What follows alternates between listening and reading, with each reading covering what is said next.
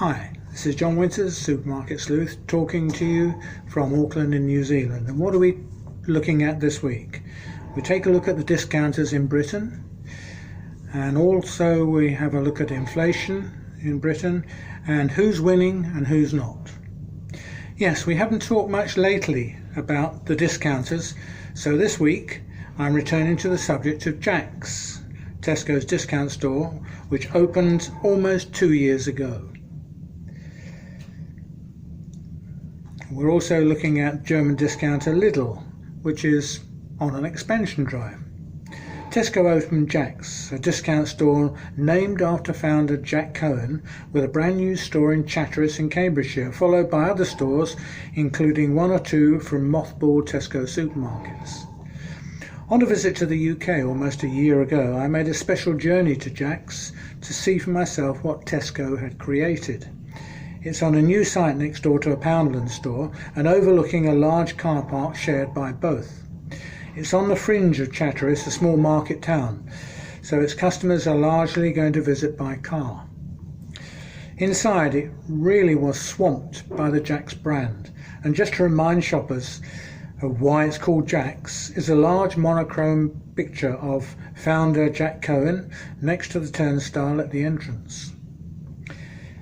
It was a much larger store than I expected, and not just a feeble, half-hearted attempt to ape the German discounters, but a truly serious attempt with a smart-looking result. Last year and leading up to COVID-19, there were doubts voiced about Jack's and whether it was going to be a success or whether Tesco had lost its faith in its ability to achieve anything and would soon be pulling the plug. After all, it had failed to reach the original store target and wasn't making much of an impression on shoppers, but it seems the opposite is the case. For Tesco's is looking to open its 13th outlet.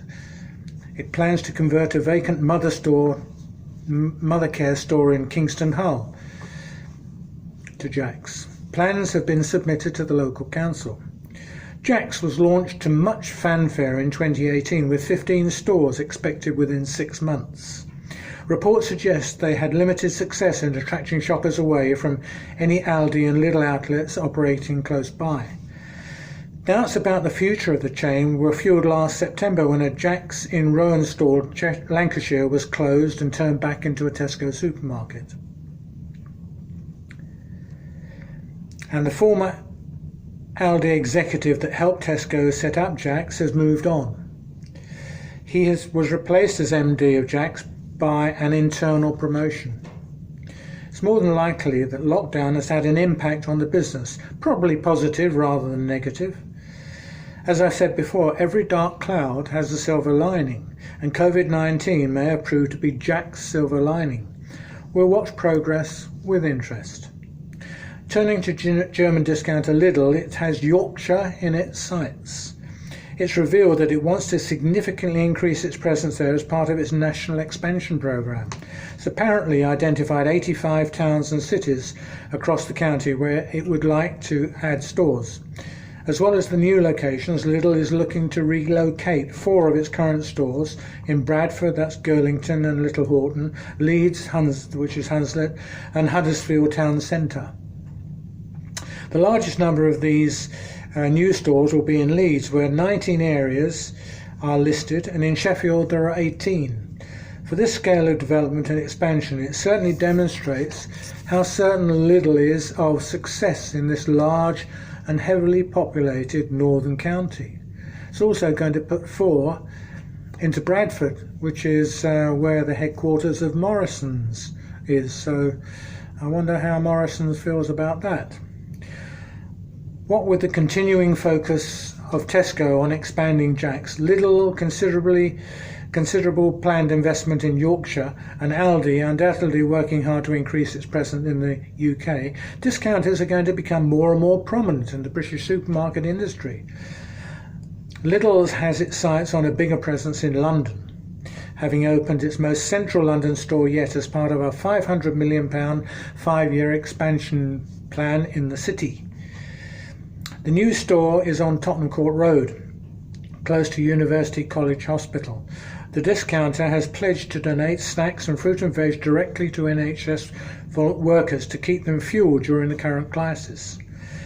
Now, for those of you who've never been in these discounters, or maybe in one but not the rest, let me give you what we call the backstory. Starting with Jack's. It's only been on the scene for approaching 2 years and was launched by Tesco on the basis of, well, if you can't beat them, join them. And they started opening the discounter to compete against the 2 German discounters. Most of the brands in store are Jack's, but are produced by Tesco's suppliers of national brands to Tesco's recipes and standards. Aldi and Lidl are German discounters, and their supermarkets have similar formats, which I might add Tesco's has in part copied in Jack's. The aisle down the middle, the whole length of the store, is the non-food specials, which can be anything. And this is the great attraction in the German discounters, now in Jack's, that some of those specials are amazing, and they can be lawnmowers, TVs, mobile phones, anything you like, and that attracts people in the store. The remainder of the store is packaged food and fresh. Aldi's suppliers are mainly from the UK, with a few exceptions including German beer and possibly German wine. Most of Aldi's packaged goods are own brand, but they dream up different names for their brands to make them look real brands, but they are all Aldi brands but don't bear the Aldi name. They are very stringent on quality and taste with their brands and often make spot checks on suppliers without warning to make sure the products being made for Aldi are exactly what Aldi wants. They also never reveal who makes their brands. Anyone who signs up as an Aldi supplier is bound to secrecy. In fact, I visited a manufacturer in Auckland some years ago and was taking pictures of their production lines and was told, oh, don't take the Aldi line because we're not allowed to talk about that. So that's how serious that sort of bound to secrecy clause is.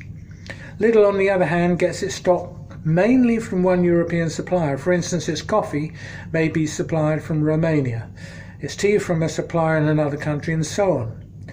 That allows it to buy in large volumes to save money.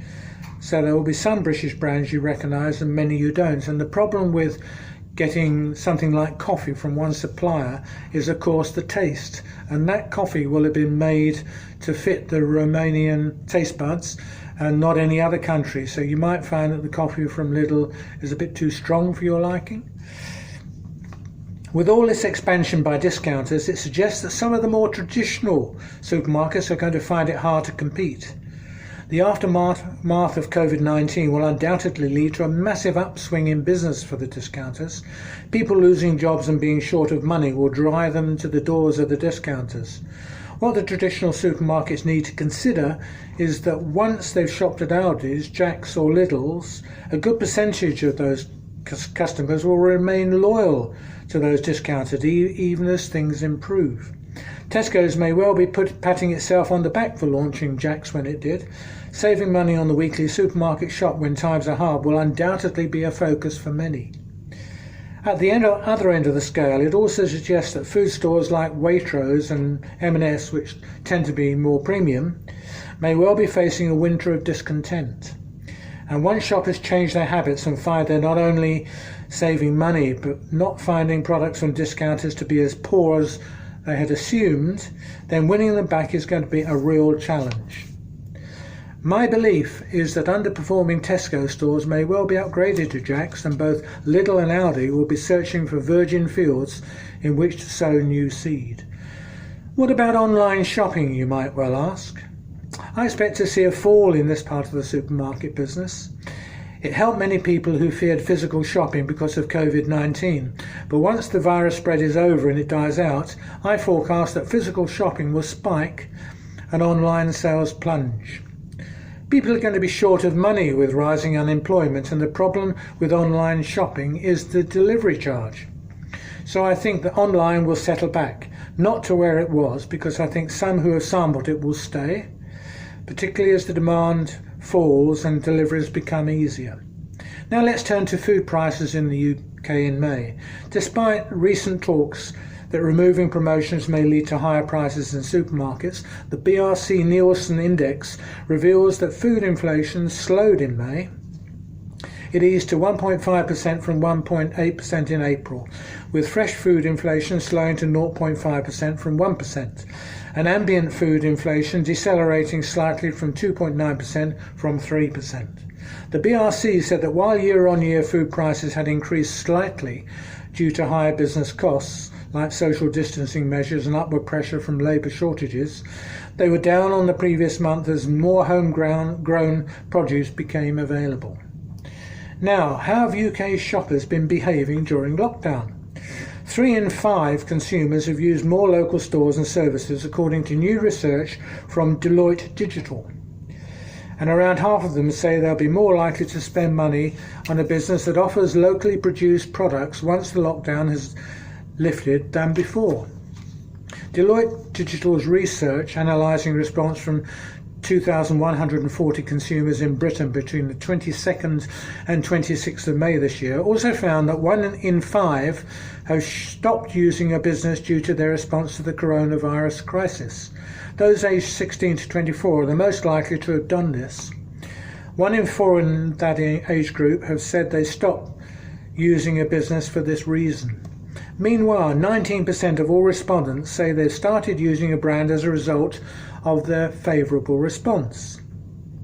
Deloitte Digital's research also found that 46% of consumers are more likely to spend money at a business that supports local charities, such as food banks, once the lockdown has lifted. Some 26% of consumers say they're more likely to spend money at a UK business with a large national presence than just 7% say they'd be more likely to use a business with a larger global presence. Overall, 1 in 3 consumers have used new brands, products or services they've never previously heard of. Compared to before lockdown, 28% say that once social distancing measures have lifted, they expect to spend less than they did before lockdown, with 10% expecting to spend significantly less. 17% say they'll spend more, while around half think they'll spend the same. Now we turn our attention to Australia. It's a country renowned for supporting products made there than in other countries. The statistics say it all. In March, visits to the Australian-made website soared by 30% to more than 150,000. Facebook likes for the campaign skyrocketed by more than 450%, and Instagram and Twitter followers numbers also rose sharply. Evidence of the demand for Australian-made products is now on show at the local supermarket. An IGA store in Queensland's Sunshine Coast, according to recent reports, has come up with the clever idea of putting Australian-owned shelf labels on those products. The Buy Local campaign is also resonating at a business level. A recent Roy Morgan survey found 3/4 of surveyed businesses prefer to buy Australian products, and 26% have an aligned policy in place. Australians have always been encouraged to buy locally made products and do respond well. New Zealand manufacturers find it a much tougher market to crack, partly because of this. Whereas in New Zealand, neither supermarkets nor suppliers have really homed in on it. But this month, New World Supermarket is running a campaign to buy Kiwi-made products, but I don't think it will resonate like the Australia-made campaign will in Australia. This could possibly be because of the high number of recent immigrants who have not been living here long enough to develop an attitude towards buying New Zealand products. I think it's more noticeable with immigrants from China and India who do a great deal of their food shopping in either Chinese or Indian supermarkets. British migrants don't have such a close affiliation to UK-made products, as there's not a great deal of difference between New Zealand food and British. Finally, we cross the Tasman Sea to New Zealand. How do Kiwi supermarket shopping habits change during lockdown? Countdown's One Card has just released data showing that younger customers swap their usual takeaways and dinners out for home-cooked meals. It marked a return to days of old, when pantry staples and plenty of fresh produce making their way into younger customers' shopping trolleys. This back-to-basics approach saw the average younger Countdown customer spending 51% more on cooking and baking needs than in the same period last year. Older Kiwis took government advice, with more staying at home and choosing to shop online.